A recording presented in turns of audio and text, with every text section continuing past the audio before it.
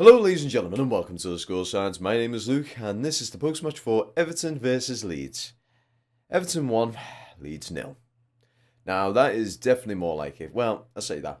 In all fairness, Leeds and Everton were sort of a team of many mistakes. It was a good game and a good result for two average teams, to tell you the God's honest truth. When it comes to Leeds, they were full of errors. They were making little errors here, there and everywhere. And Everton did try and actually capitalise on them. I've watched the game. I was in the lower Gladys with my granddad. Unfortunately, I didn't go to the protest. I would have liked to have actually joined them or at least watched them go. But unfortunately, with my granddad, his mobility isn't as great as it used to be. So I like to sort of just get him into the stadium, get him in a seat. We can enjoy the game. Then afterwards, we do the reverse where I get him back to the car, get him back home. So, unfortunately, me going to the protest was not on the books. But, from what I've seen in footage and everything like that, there was a very good turnout. The voices were definitely heard there. Because when I went to the stadium, if you look at this little image here, they aren't even in their seats, yet again. Good old Blue Bill loves to go to Anfield because apparently You'll Never Walk Alone really gets the hairs on his back of his neck going.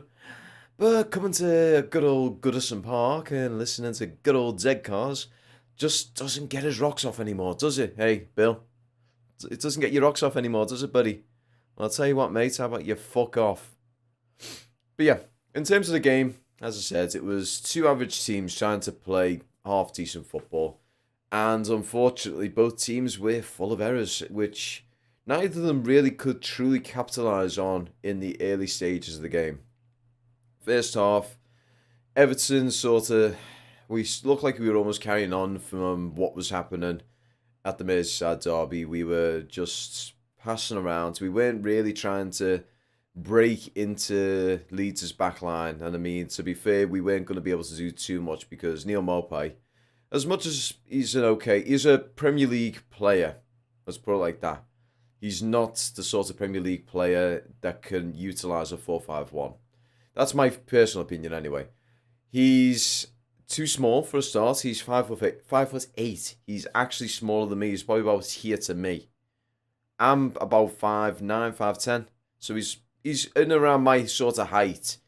And we don't do well with other defenders, especially Premier League standard defenders who are sitting around the 6 to 6'4" mark.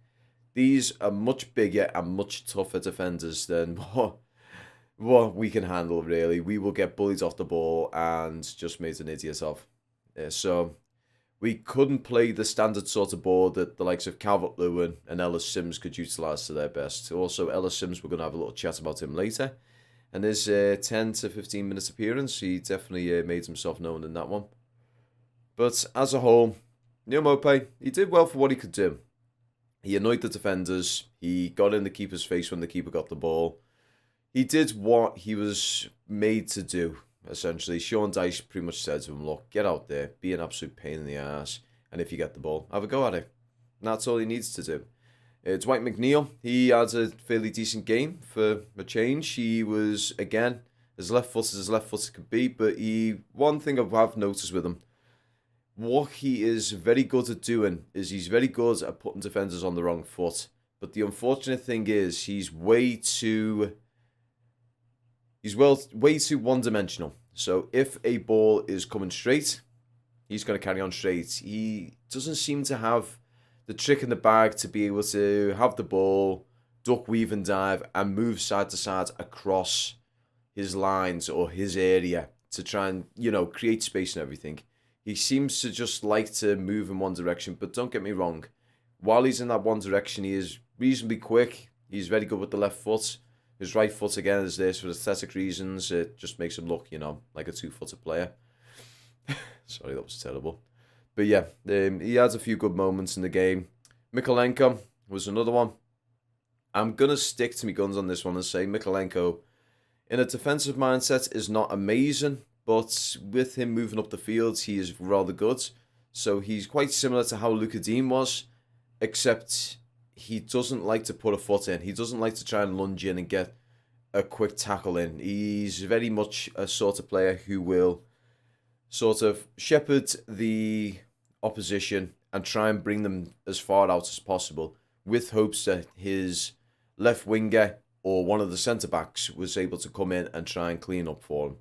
Which, I mean, if that's what Sean Dyche wants, that's what Sean Dyche wants. I'm not going to argue whether or not that's the right decision because it isn't my place to say, in all fairness. I'm more than happy to give opinions, and in my opinion, I would rather see us get someone who's got almost like a Leighton Baines sort of aspect about them, where they're willing to run up and down that field like an absolute madman, and if a winger or a forward is within their reach and getting near to that final third, to throw their feet in and get the ball, and if they get the man, they get the man.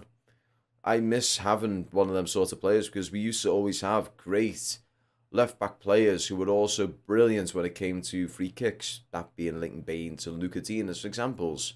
Now, I could go further back, but to be honest, my memory in terms of football probably say around 2005 prior is rather bad. I'll be honest. I'll hold my hands up. I mean, I'm not gonna go off topic today. I'm gonna stick on topic. So as we go into the midfield, Onana, apparently he had a stomach bug today and still played. So if this is true, props off to you, mate. That's really well done. Sticking to Everton even when your health isn't, at its best, and still putting in the performance that you did today. It's very admirable. He had a good little opportunity as well. He had a header at the box and it went a bit, I'm not sure whether it was header actually.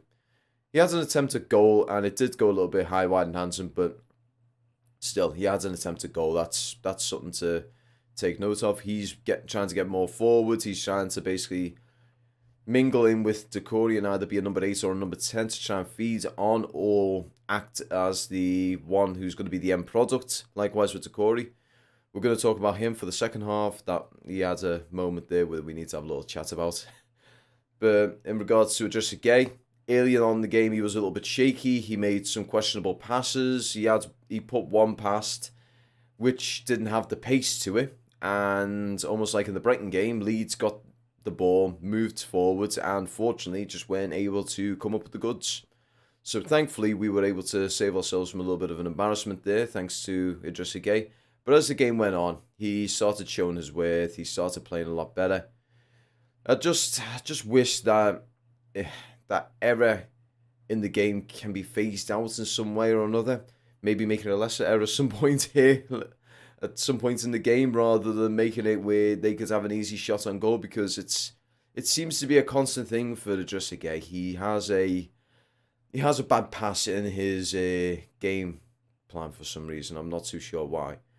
But definitely he was learning his lesson from the Merseyside derby, because he was more than willing to put his feet in, get the tackles in, and be a lot more boisterous in this particular game. Whether it's just been the change of venue, I'm not 100% sure. But to tell you the truth, he was a lot better at this game than he was in the Merseyside derby. So commend him for that. Now, Alex Iwobi, he seemed a little bit out of sorts today. He was on the right midfield or the right wing. He was running alongside the likes of Seamus Coleman. So you had Seamus Coleman pretty much crisscrossing with him as they were going upfield. And he was doing okay. He was trying to be a little bit too tricksy. So what you would see, especially in the second half, when he had the ball to his feet, he was actually trying to beat defenders when he didn't really need to. There was a good pass on, and there was even crosses on and instead he was trying to be quick-footed with the ball, get around them, and trying to pull off like little magical touches, which, you know what, it's his style, it's his repertoire. It's the things that he likes to do. He's one of those guys. He got his start in five-a-side football and then went into his professional side of football. So that's the sort of play style that he's used to and that he likes to do. Hopefully we can sort of, get him to use that a little bit more sparingly and just use his pace, try and find the quick ball and utilise that. Hopefully we can get that in the near future.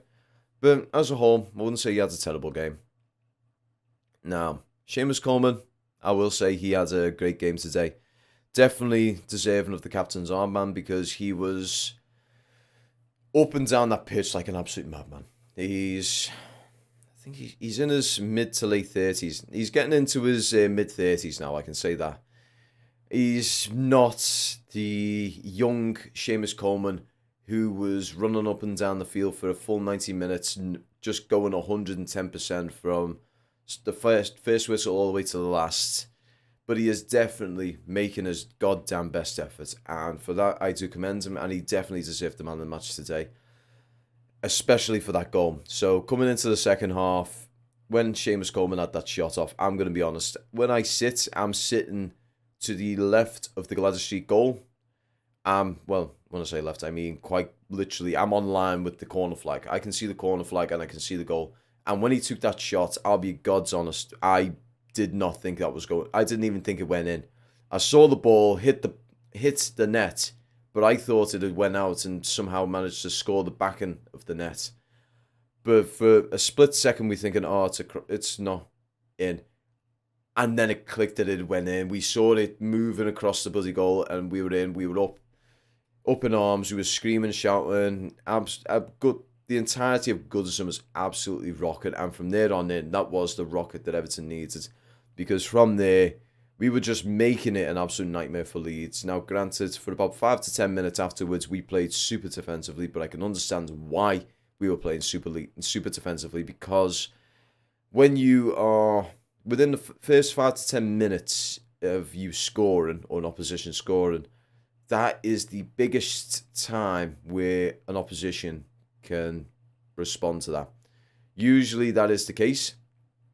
So what you need to do is you need to fizzle out their drive and motivation to try and get back at you in order to, bring the game back to its level and carry on your work from there. So how Sean Dyche has probably said it is, okay, when we score, everyone get back, stay back, just completely suffocate them out the game for 5 to 10 minutes, and then we're going to push back up and we're going to just try and hit them again. That's definitely the mindset that I can see Sean Dyche doing.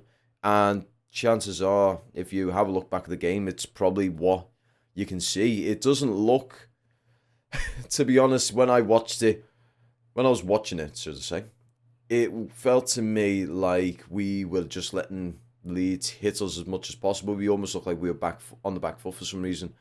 But in hindsight, watching the game again, looking at the highlights, it's definitely the case of Everton letting them hit us and just suffocating them out, trying to stifle whatever fire they have to try and respond, and from there, just carry on with the game.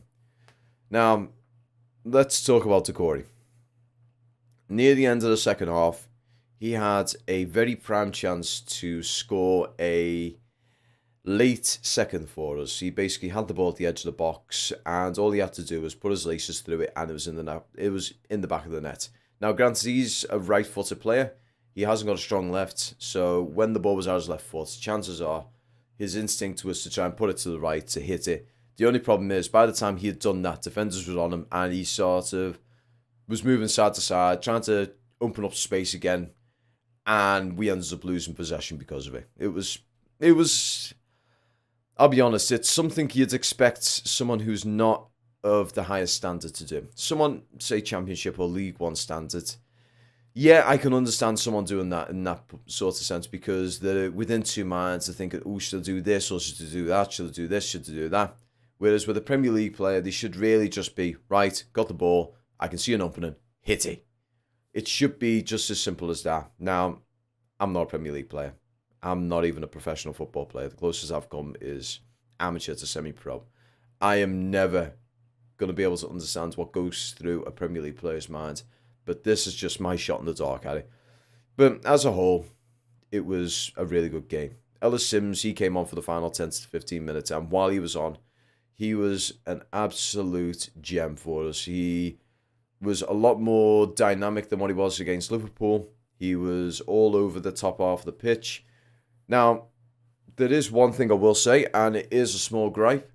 When it comes to us defending corners, for some reason, we seem to dedicate everyone back. Now, that could be a good thing, it can be a bad thing. In my personal opinion, a striker should be by the halfway line. We should be keeping a striker up top, so that if the ball gets cleared, it's a chance for us to capitalise on it.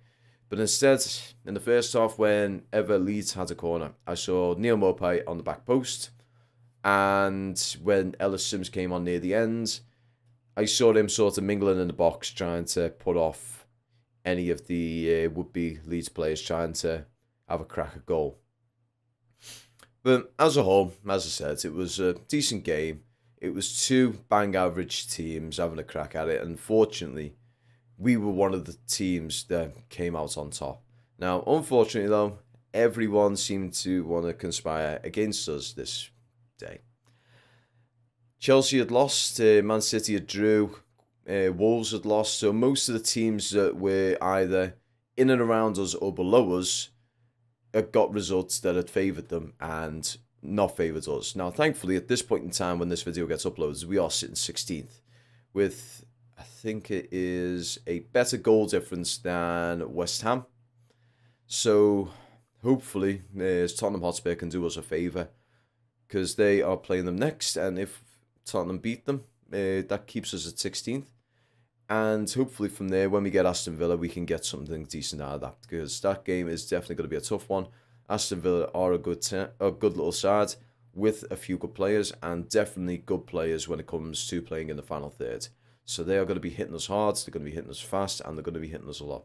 Also, just as a final note, I will say today, the work rate from every single player on that pitch was absolutely phenomenal. Everyone definitely put their miles in, and all I can say is if you guys are watching this, if Everton are happening to watch this, all I can say is to the players who played today, well done, you played well. Let's us get ourselves on the training pitch, get ourselves ready for the Aston Villa game, because that is definitely going to be an important one for us, because we just need, you know what, I'll say this right now. The games at Goodison, we need to try and win as many of them as possible. And granted, we need to win as many as we can away. But in all honesty, if we were to win every single game at Goodison and lose and draw every single game away, I wouldn't argue with that, quite frankly. I mean, to be fair, we've still got a lot of hard games still at Goodison. We've got Villa, we've got City, we've got quite a few. Oh, we've got Newcastle as well. That's actually surprising enough because Nick Pope actually got a red card. I think it was a handball outside the box. Apparently he came screaming out. He basically came charging out and handled the ball. So, silly. You shouldn't be doing that, mate.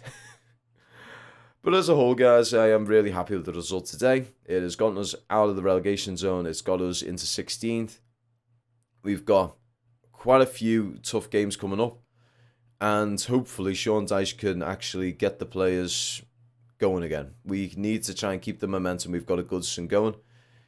If we're able to get a win with Aston Villa, that'll start getting us closer to the mid-table, where we're going to be a little bit more safe. Now, don't forget, the safety cushion for us this season is 40 points. If we can get 40 points by the end of this season, I could more than happy say we're going to be safe. And then from there, hopefully Sean Dyche can get the players he wants in, or get himself long enough time that he can work with the players that we've got. Try and build with 2 or 3 new players. We definitely need a new striker. I wouldn't mind seeing another right back, possibly someone who's a little bit more creative in the midfield. I mean, to be honest, we've got James Garner there, we've got Robert Patterson there. Nathan Patterson. It's very late at the moment. It's actually 10 o'clock. And my brain is absolutely frazzled after that game. You can probably even tell from the voice, it's still a bit hoarse.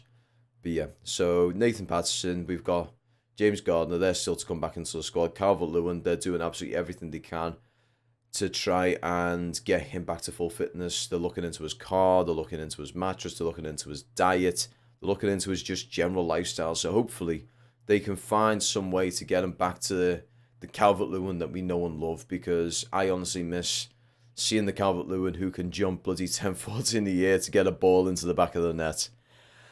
But in any case, guys, I'd like to thank you all very much for watching today. If you liked it, don't forget to like, share, and subscribe. Also, I would like to say a big thank you to everyone who's been showing support to the channel so far. Also, as a note, I will be getting the Brand New More video out, and we're either going to get it out tomorrow evening or Monday evening. Just depends on when we're able to get things sorted out, because I don't just have this channel, I've got a lot of stuff going on in the background at the moment, so we're just trying to sort everything out to get everything as nice and smooth as possible. And don't forget, guys, up the fucking toffees. Take care, have a great day, and peace.